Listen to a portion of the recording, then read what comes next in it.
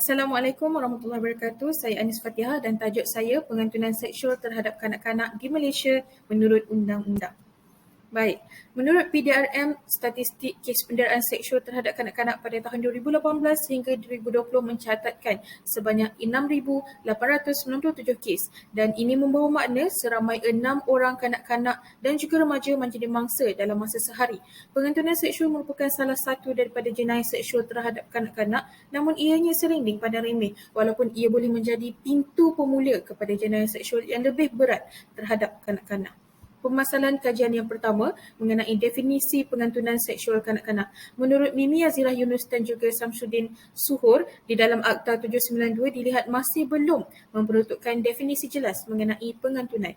Dan Dewan Bahasa Pustaka dan juga Pusat Rujukan Persuratan Melayu mengkhususkan aktiviti pengantunan secara atas talian sahaja di dalam definisi mereka.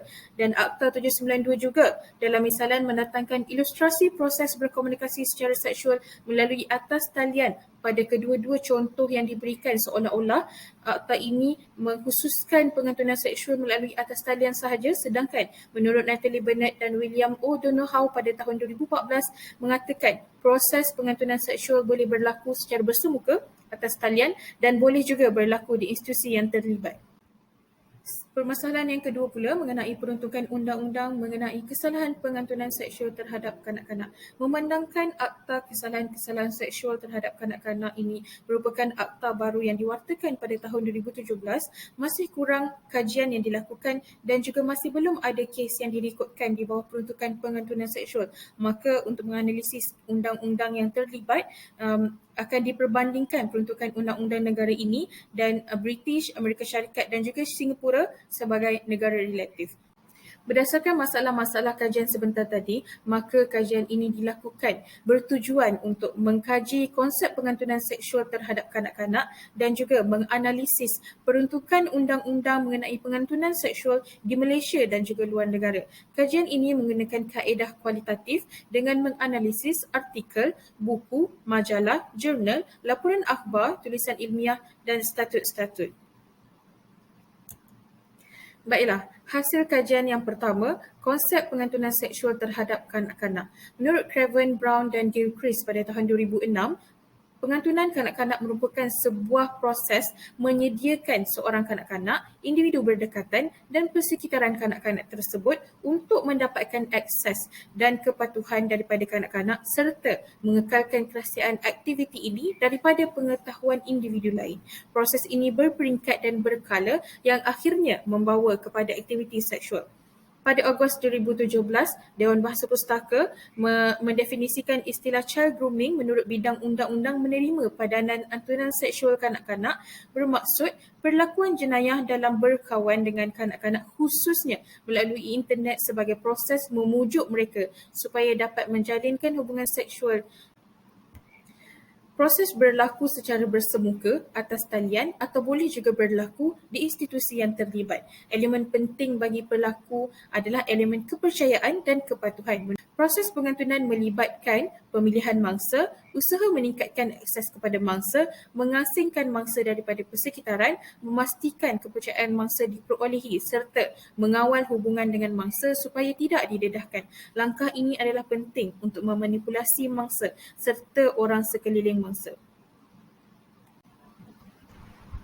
Baiklah, terus kepada analisis peruntukan undang-undang. Di Malaysia, di bawah Akta Kesalahan-Kesalahan Seksual Terhadap Kanak-Kanak 2017, Akta 792 memperuntukkan kesalahan pengantunan seksual di bawah Seksyen 11, Seksyen 12 dan juga Seksyen 13 di mana Seksyen 11 memperuntukkan kesalahan berkomunikasi secara seksual, Seksyen 12 pula memperuntukkan kesalahan berkomunikasi dengan kanak-kanak dengan tujuan untuk memudahkan atau melakukan filem pornografi ataupun amang seksual terhadap kanak-kanak dan juga Seksyen 13 memperuntukkan kesalahan berjumpa setelah pengantunan seksual.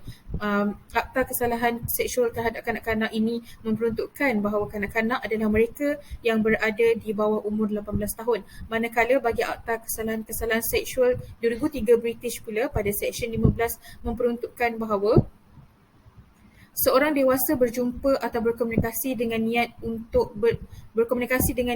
berjumpa kanak-kanak merupakan satu kesalahan pengantunan, manakala Akta Kesalahan Seksual Amerika Syarikat Seksyen 9 pula memperuntukkan bertemu atau berkomunikasi sekurang-kurangnya 2 peristiwa dengan seorang kanak-kanak merupakan kesalahan di bawah pengantunan seksual, dan Singapore Penal Code Seksyen 376E pula memperuntukkan berjumpa atau berkomunikasi dengan kanak-kanak merupakan kesalahan pengantunan seksual.